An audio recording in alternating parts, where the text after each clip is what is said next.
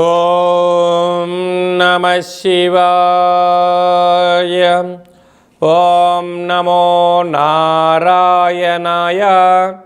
కర్మ నివారణ నరదృష్టి నివారణ కాళభైరవాయ నమో నమః. ఓం కాళకాలాయ విద్మహే కాళాతీతాయ ధీమహి తన్నో నరదృష్టి నివారణ కాళభైరవ ప్రచోదయాత్. హరి ఓం. మా ఛానల్కి స్వాగతం.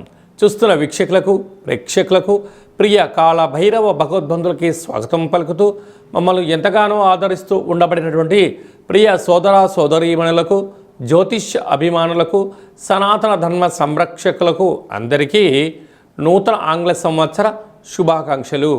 2026వ సంవత్సరం జనవరి నెల 1వ తారీఖు నుండి డిసెంబర్ నెల 31, 2026వ సంవత్సరము అందరికీ నూతన ఆంగ్ల సంవత్సరానికి స్వాగతం పలుకుతూ ఈ 2026వ సంవత్సరంలో అందరికీ శుభాన్ని, జయాన్ని, ఐశ్వర్యాన్ని, ఆనందాన్ని ప్రసాదించాలని మనం మనసారా కోరుకుందాం. ఇక్కడ విశేషం ఏమిటయ్యా అనగా మనకు క్యాలెండర్ పంచాంగం చెప్పుకుంటున్నాం. మనకి ఇక్కడ గురువారం రోజు ప్రారంభమవడం, అందులో 1వ తారీఖున రోహిణీ నక్షత్రం అయింది. గురువారం రోజున రోహిణీ నక్షత్రము, అందులో గురువారము. గురు అంటే గురువు యొక్క రోజు, చంద్రుడి యొక్క నక్షత్రము. అంటే విశేషమైనటువంటి గజకేసరి యోగము ఈ సంవత్సరం అందరికీ ప్రసరిస్తుందని చెప్పి గమనించాలి. అలాగనే మనకు ఉగాది పండగ శ్రీ పరాభవనామ సంవత్సరము కూడా గురువారం ప్రారంభమవుతుంది. ఇది చాలా విశేషంగా గమనించగలగాలి.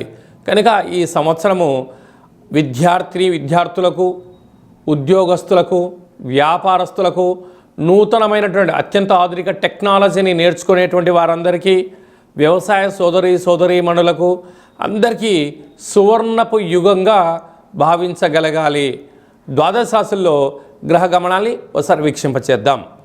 మిథున రాశిలో దేవగురు బృహస్పతి సంచార స్థితి, సింహరాశిలో కేతు సంచార స్థితి, ధనుసు రాశిలో చతుర్గ్రహ కూటమి రవి, కుజ, బుధ, శుక్ర సంచార స్థితి, కుంభరాశిలో రాహు సంచార స్థితి, మీనరాశిలో శని భగవానుని సంచార స్థితితో ద్వాదశ రాశుల్లో గ్రహ గమనాలు ఈ విధంగా ఉన్నాయి.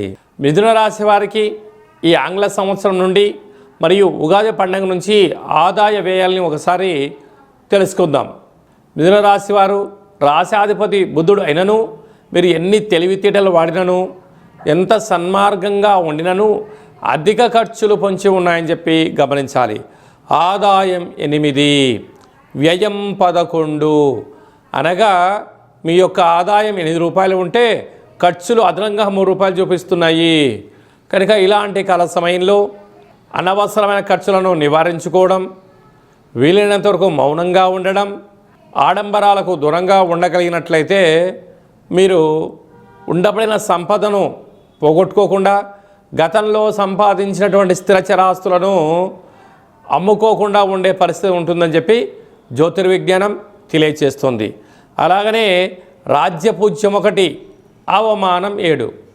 మీ చేతులతో ఎవరికైతే డబ్బులు ఇచ్చారో, మీతో ఎవరైతే సహాయం పొందారో, ఇన్ని రోజులు మీ చుట్టూ ఎవరైతే ఉన్నారో వారే ఇప్పుడు మీకు మీ యొక్క ఎదుగుదలను ఓర్వలేక శత్రులుగా మారే పరిస్థితి అధికంగా ఉంటుంది. కనుక మీరు ఎవరిని నమ్మే పరిస్థితి లేదు. కనుక ఇలాంటి కాల సమయంలో చెక్కులపైన సంతకాలు పెట్టి ఇవ్వడం కానీ, హామీలు ఇవ్వడం కానీ, అందుకే మన పెద్దవారు చెప్తుంటారు, ఆవేశంలో నిర్ణయాలు తీసుకోవద్దు, ఆనందంలో వాగ్దానం చేయొద్దు అంటుంటారు. కనుక ఇలాంటి కాల సమయంలో శత్రులు అధికంగా పొంచి ఉన్నారు, అవమాన బాధలు ఎక్కువగా ఉంటున్నాయి. అలాగే రియల్ ఎస్టేట్ రంగంలో ఉండబడిన వారు, వ్యవసాయ సోదరీమణులు, ఆధ్యాత్మిక చింతన కార్యక్రమాన్ని నడిపేటువంటి వారు, అలాగనే ఆహార ఉత్పత్తులు, వ్యవసాయ సోదరీమణులు, గృహ భవన నిర్మాణ కార్యక్రమం చేసేటువంటి వారు, ప్రభుత్వ ఉద్యోగస్తులు, ప్రైవేట్ రంగంలో ఉండబడిన వారికి ఎంతో జాగ్రత్త అవసరం. మీరు ఏమి చేసినా, లేకపోతే చెయ్యాలనుకున్నా, ఏమి చేసినా అనేక మంది మిమ్మల్ని గమనిస్తున్నారు. మీరు ఎక్కడ తప్పులు చేస్తారా అక్కడ మిమ్మల్ని ఇబ్బంది గురి చెయ్యాలి అని చెప్పి ఎదురు చూస్తున్నారు. కనుక ఇలాంటి కాల సమయంలో ధర్మ మార్గంగా ఉండండి. వీలైనంత వరకు ఈ సంవత్సరం అంతను కూడా విష్ణు సహస్రనామ పారాయణాన్ని వినడం, వెంకటేశ్వర స్వామి యొక్క దర్శనం, వీలైతే కాశీ విశ్వనాథుడి యొక్క దర్శనం, పుష్కర స్నానం చేయడం వలన సకల గ్రహ దోషం తొలగి సద్బుద్ధి, సద్జ్ఞానము, సత్ప్రవర్తన వలన అనారోగ్యానికి గురి కాకుండా సకాలంలో తిండి, సకాలంలో సత్ప్రవర్తన వలన ఉన్నతమైన జీవితాన్ని పొందబోతారు అని చెప్పి గమనించాలి.